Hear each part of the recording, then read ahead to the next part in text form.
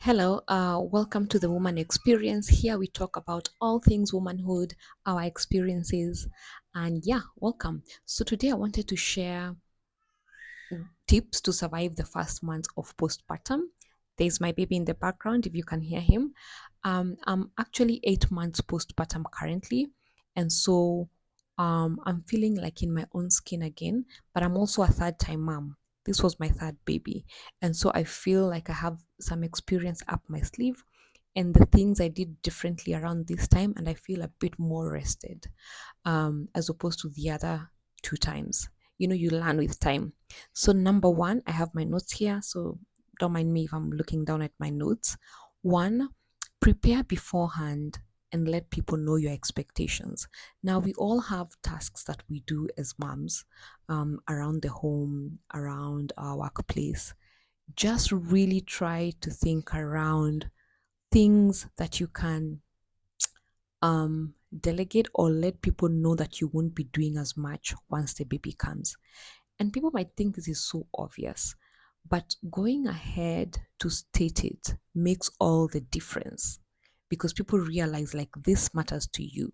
So, for example, for me, I have older kids, so I let them know I was not going to spend as much time with them, especially the first month, because I would be handling the baby and I prepared them in conversation. If you do have help around the house, when you wake up, what would you need for breakfast? What are some of the things that you will have to do a bit differently because now there's someone in the house? Like, we literally sat down with my nanny and we thought about like what's gonna change, the times, the things that I used to do. Um, how can you help out more here? What would you need? Do you need extra support? So we really just detail that out. And what does this does, it creates a mind shift in those around you that okay, things are going to be a bit different. We know they're going to be different, but now really, now that she said it, it's time to now start thinking about how we can help her. um, for example, if you have, at the workplace and maybe you're expected, once in a while to answer calls or do this, just let people know I might not even be able to take calls. Just voicing that makes a difference because some people might think, oh, now even if you have a baby, you can answer calls. No, just say like, this is what I expect to happen.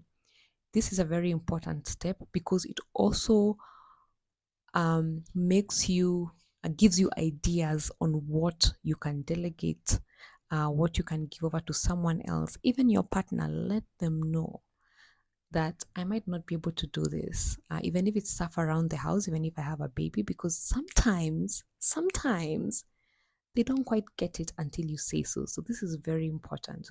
So I just made sure that everyone else around me was very aware of the things that they should help me with, and that made a whole lot of difference.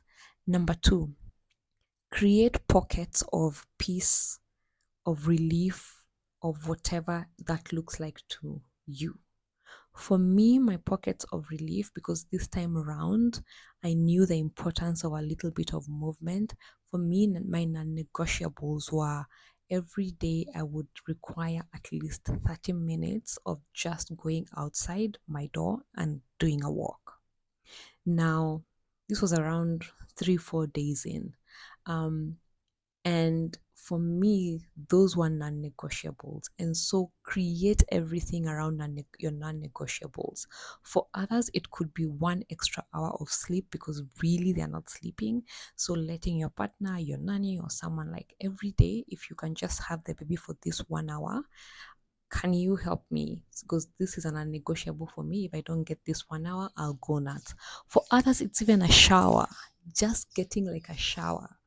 And like every day at this time, I'm going to be getting in, shower, do a bit of self care, and it's possible. It's usually not possible because people don't state those as non negotiables and create systems around it. So, whatever it looks like for you, please do it.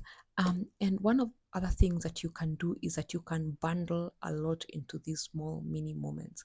For example, every time before you take a shower, which is now a non-negotiable for you, you can be taking your supplements or postnatal whatever supplements, to regain back your health.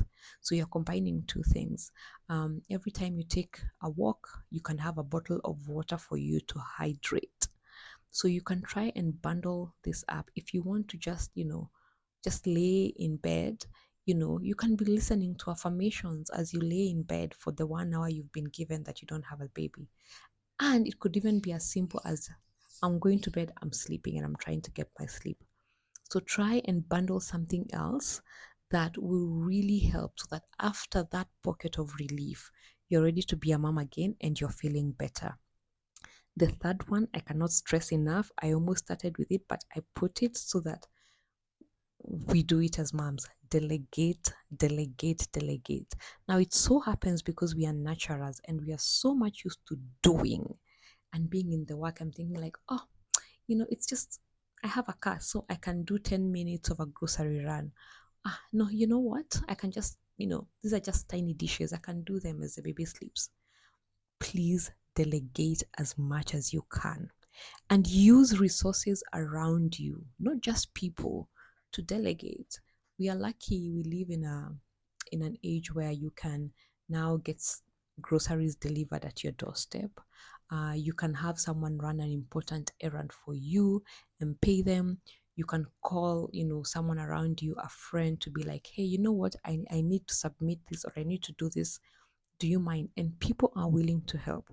So please, please delegate.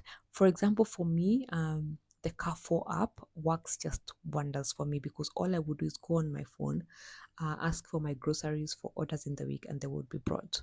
So it's not worth that extra charge for you to be a super mom. You know, pay someone, ask people around you, delegate, delegate. It just makes all the difference. You are in a season of your life that you just need help, and it goes away pretty fast. So for those 5 6 months or whatever of postpartum, just delegate a lot more. For me, because we have extra kids, for example, once in a while I would call someone extra who's a day back to come do the general cleaning, help around, so that my nanny also has time to hold the baby, so that I also have time to rest. Like, these little things and these expenses are not worth you just being tired all the time. So delegate, delegate, delegate. The other one that made all the difference for me this time round is that I had people visit on my terms. Now, when I was a new mom, and people are well meaning, it's African culture, people want to come and see the baby. But I realized that when they asked me for a certain date, I would just say yes, because I was like, oh, wamejipanga hapa, so let me just accept that date. What now I did, especially with the second one and my third one, was I would say, you know what, can you give me at least or 3 extra weeks? And people are happy to, because at the end of the day, they understand you're a mom. But if you're a yes person, so let people visit you on your own terms. And by the way, most people ask. It's just that we feel obligated to say yes because they're thinking well of us. So I had people visit on my terms. And I had also told very few people during my third pregnancy. That's the other thing. To each their own. For me, very few knew I was pregnant, not because it was a secret, but the more people you tell, the more people are obligated to come visit you. So I told very few people, or anyone who saw me, fine, they saw me, I was pregnant. But by the time I was having my baby, I had very, very few visitors, and this made all the difference. And for family, for those who wanted to visit, I just made sure it was days when I was really comfortable or days when I really had a lot of help. And I would call people who, can you come help me, maybe do some cooking, or, what can we just do to make life easier? Because I don't believe also in the other extreme, of not letting people visit you. Because for me, mentally, it does me good to just have a laugh with family, be there. So it's not absolutely saying no, but it is doing it on your own terms. And these are people that love you and want you to thrive. So do it on your own terms. And then number 5, when nothing works, absolutely, those days you feel like I've had enough, please ask for help. I cannot state this enough. I think I've said this throughout this episode. Ask for help. Let people know you're tired. Cry out for help. Ask for people to come and, hold the baby, and you go to the salon because your hair hasn't had a wash. Go out with your partner for a glass of wine, or to each their own. But really, you have to find pockets of relief for when things get bad. Not just for self care, for when things get bad. Who can I call? Who can I, you know, what do I need? And because for me, it was the third time, I got very good at, like, today is one of those days the baby has been crying. So when my partner came in, I would just either get in the car or just go out, and leave them out to figure out for 2 hours. And here's the thing, you don't have to do it alone. In the African culture, children are raised by a village, and that's one of the things I appreciate about our culture. You don't have to do it alone. It's just an expectation that we as women feel we have to take care of everything. The other tip I would add is, please, your own postpartum journey is yours. For example, I've always shared with friends, I am a bit extroverted in the sense that I don't know how to be holed up in my house for so many days without getting out. So for me, relief during postpartum is actually getting out. So those who know me, I have always traveled with my baby when they're very young. If there's a family function, I need to go some because I have a lot of support systems. Going out and talking to other people maintains my sanity.